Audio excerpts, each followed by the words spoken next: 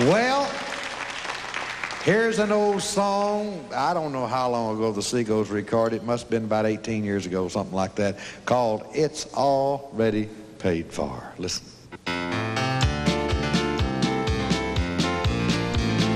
It's already paid for.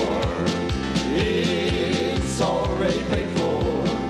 No contracts to sign, no fear getting behind, no furniture to acquire.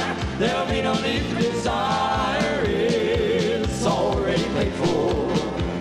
Here on earth we spend a lot of time and worry, trying to live and care for our home, trying to make a way so one day we can say that it's already paid for. It's already paid for. It's already paid for.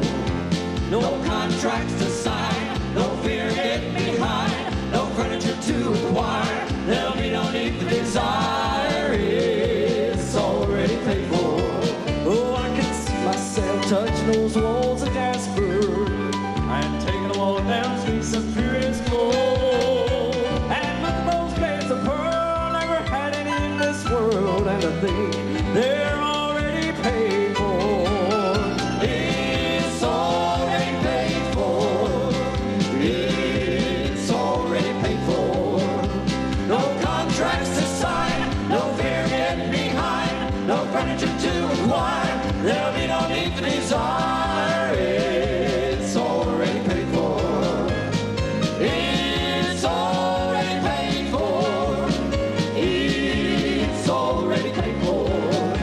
No contracts to sign, no fear getting behind, no furniture to acquire. There'll be no need to desire. It's already paid for.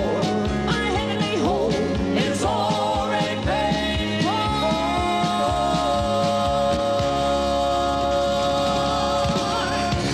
It's already paid for. For by grace are you saved through faith, that not of yourself. It's a gift of God. Won't it be good not to have to worry about interest rates and high electric bills and whether or not you're going to be able to live in your house? Because if you don't pay your payment, they'll put you out. They'll put you out in the street and won't think a thing about it. And you know, if you don't pay your taxes, the government will come take it and put you out. I know, I had a friend just happened to it, and I know that can happen, but it's already paid for. Naomi and I was driving here, all of us here, about, I don't know how long, a month or two ago, over in South Carolina.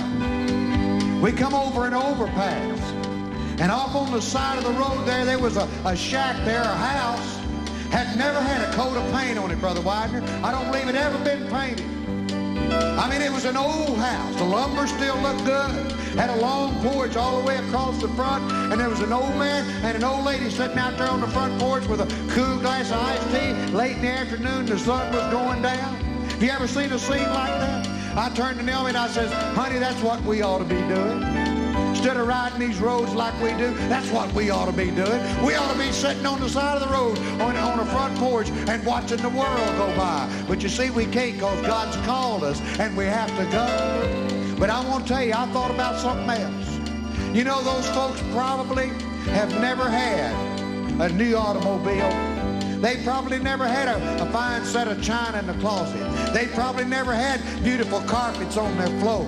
They probably, sometimes we see houses like that have never had glass windows in them. They got shutters that they open and close. But I want to tell you something. If they're saved, born again, washed in the blood of the Lamb, when we get to heaven, when they get to heaven, we're going to have just as good a house as Jim Baker got.